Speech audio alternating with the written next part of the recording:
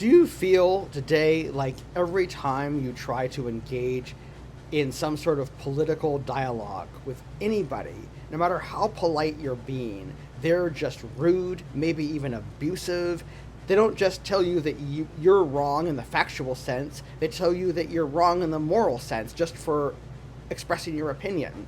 And many times after they've not even listened to your opinion, many times they just pounce like 10% of the way into you expressing something, or you say one word and they just, ah, you know.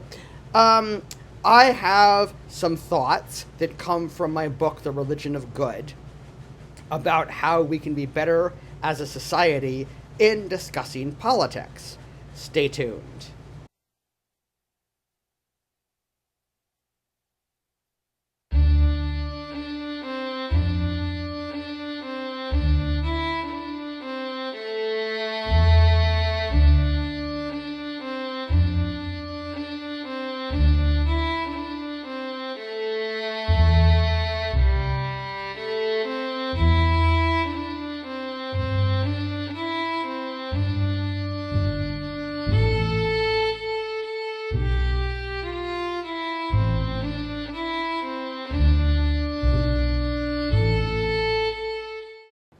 So, in Appendix 4 of my book, The Religion of Good, I talk about how we in a free society can get along better when we discuss politics. And my view has to do with the idea that we have a teleology of growth from being just individuals to being citizens to being cosmopolitan citizens of the cosmos. Now, they need to unpack that a little bit. So, first of all, I want to make something clear, which is that when I use the word teleology, if some of you have come from a biology or science background, you may hear alarm bells going off because you've been told that evolutionary teleology is bad. It is bad, but it's not the type of teleology I'm talking about. So in evolution, we don't want to be teleological. The idea of teleological evolution is that we're evolving towards something that we are supposed to be, which we're not. We're just changing. Okay? And so biologists warn us against this because there's some really bad ideologies out there like eugenics and social Darwinism, which are just like really horrible and unscientific. They rely on this false conception of teleology. What I'm talking about is the development of ourselves as people. And this is a grand tradition that goes back to Aristotle. Telos just means purpose in ancient Greek. So there are good types of teleology that are not evolutionary types, okay? So stay tuned for more on that. So next, let me just specify what I mean by a citizen, because I think in this day and age, I think a lot of people get kind of nervous about being citizens, but a citizen is just a member of any given society. So you could be a citizen of a game table. You could be a citizen of a spirituality group. You could be a citizen of, a school, for instance.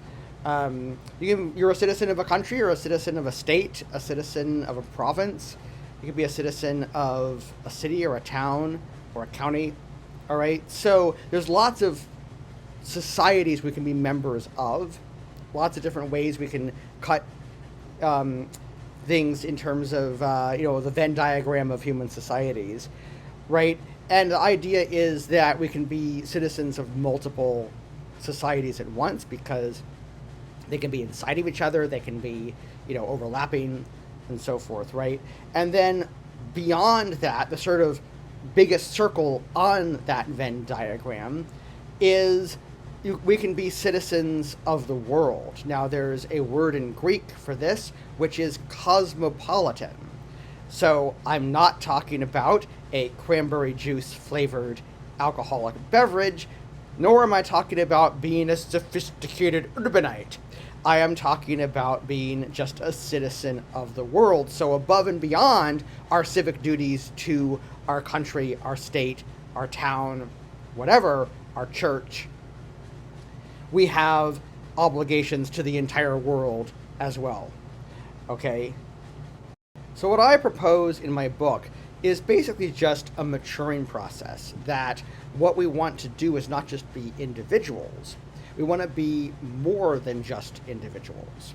We want to mature into good citizens and good cosmopolitans. Now, that does not mean obeying, okay? In a free society, that actually means engaging, all right? So you could be a political activist, and that could be a type of good citizenship. You're being a good citizen because you're showing up and you're saying, hey, I think what our society is doing is wrong. Like if you oppose a war, for instance, and you're picketing the war, you're saying, hey, as a good citizen, I'm speaking up in my free society that's supposed to be a government of the people, by the people, and for the people, right?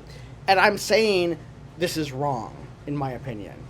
All right? So citizenship is really about civic duty, okay? And what I'm really talking about is a maturing process in which we grow into being these proactive citizens. And not only citizens, but proactive cosmopolitans, that we stand up for all of humanity as well as just the various different groups that we're in. All right? And that process is all that I really mean by a type of civic teleology in my book. Now, the contemporary neo-Aristotelian philosopher, Alasdair MacIntyre, has argued in books such as After Virtue that teleology requires virtues. So the concept of teleology goes back to Aristotle, and Aristotle believed in virtue ethics. So to him, being a good person has to do with this set of virtues. But MacIntyre asks, how do we know what virtues we ought to have? Well, says he, in order to know what virtues we need to have, we need to know what our maturing process is, what purpose we're trying to grow into. Okay?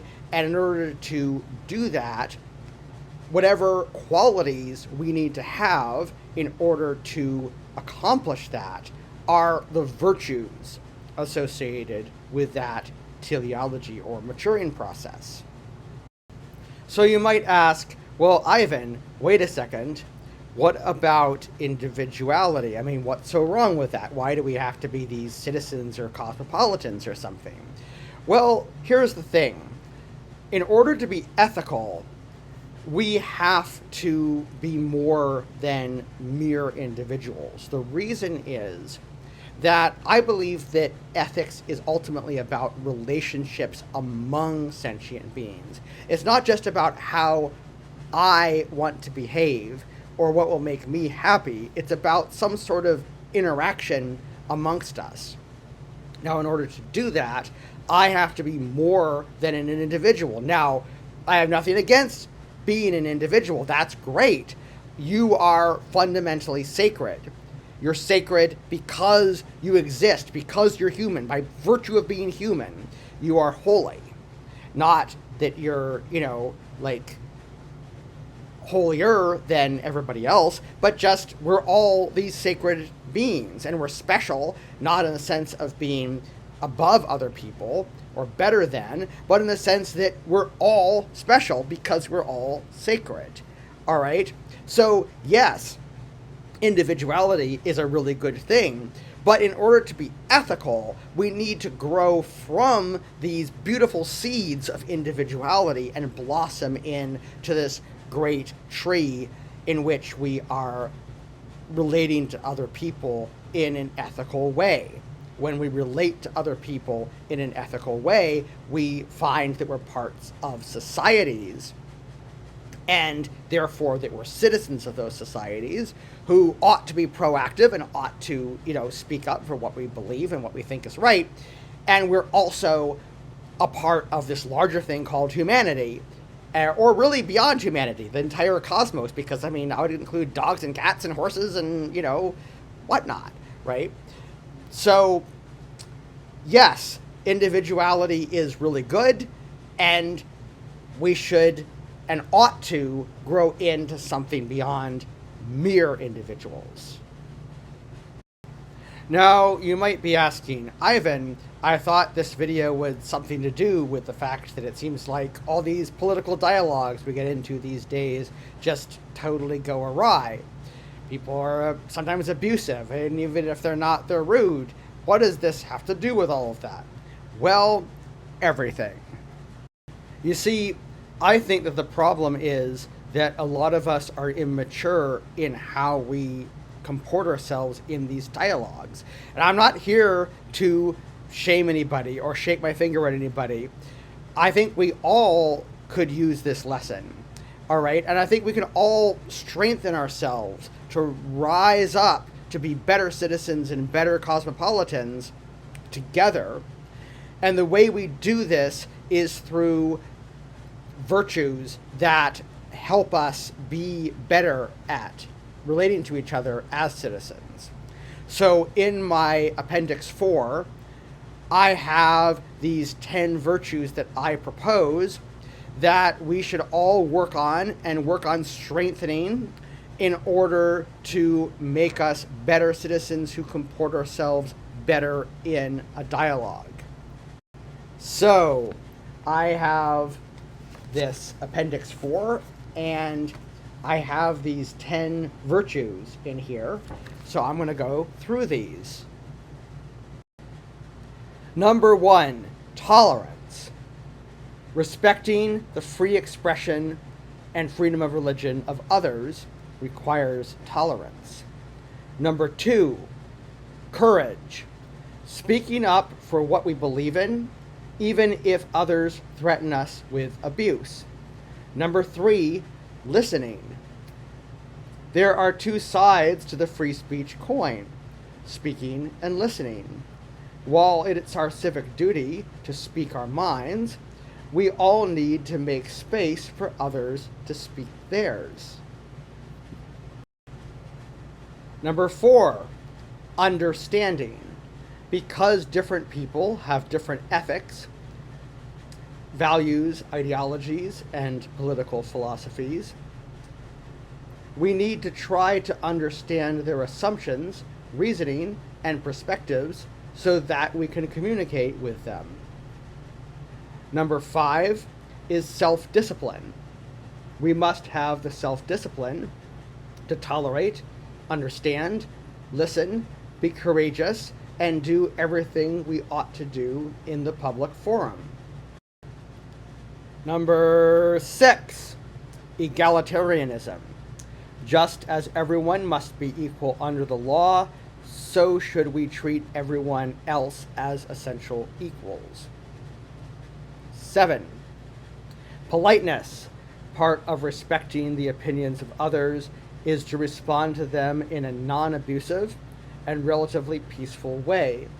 We'll always have heated arguments, but these can be mitigated by politeness. Politeness is a balance between rudeness and passivity with regard to expressing our opinions. Number 8, honesty. In order to argue against a political opponent, we must be honest, both about our opinions and theirs. It's wrong to twist your opponent's words just to win because society needs a fair trial of both opinions. It's equally wrong to claim to have opinions you don't actually have just to get people on your side. Number 9, love for our fellow citizen. I use citizen extremely broadly here to include immigrants of all sorts, as well as official citizens. Equality implies a certain type of friendliness and kindness to everyone in our society. So we should feel friendly toward and maybe even have a sense of agape for our fellow citizens. And finally, number 10, love for our political opponents. This is a hard one that takes a great deal of courage and self-discipline. Since our political opponents are fellow citizens, democracy entails extending our love for our fellow citizens even to them. None of these democratic virtues mean anything if we only extend them to people we agree with. Now, I should mention that I wrote my book before Trump was elected for the second time, okay? So I don't mean that we should be loving toward authoritarian jerks who are trying to take over. Obviously, this is all framed within a free society and the normative ideas that come with a free society. So there you go. Those are my 10 virtues for being a good citizen, and I think they will help us have better and more productive political dialogues, because honestly, if we're all abusing each other or just being rude all the time, we're not actually going to get anything done. Nobody's going to be affected, nobody's going to be changed, and we'll all just have had these hostile exchanges that exhausted everybody and hurt everybody, but didn't actually result in moving forward. Now, it occurred to me as I was reading these that I might want to define what I mean by abuse, since I bring that up a lot. If you look up the word abuse in a psychology dictionary, you'll discover that psychologists define abuse in terms of trying to control people. So the Hollywood view of abuse with some guy with a broken beer bottle or something is a caricature, okay? And really, a lot of times when people basically make jerk moves in an attempt to try to control you, I'm not saying it's always abusive, sometimes it's just rude, but, you know, people, there's a lot more abuse going around than you think, okay? I'll just say it that. So, I hope you've gotten a lot out of this video. I think this is really important in this day and age. Obviously, I mean, I realize there's people who are just totally out of bounds of the Enlightenment. There's authoritarians trying to control us, and we live in really dark times. Obviously, I'm not talking about that, but I am talking about how we who still believe in a free society and membership government can talk and dialogue with each other in a way that's more polite. And I really think that we will be better citizens and better cosmopolitans, and therefore more ethical people, if we adopt these virtues and strive to strengthen those virtues in ourselves. Thank you very much for watching, and as always, be good, everybody.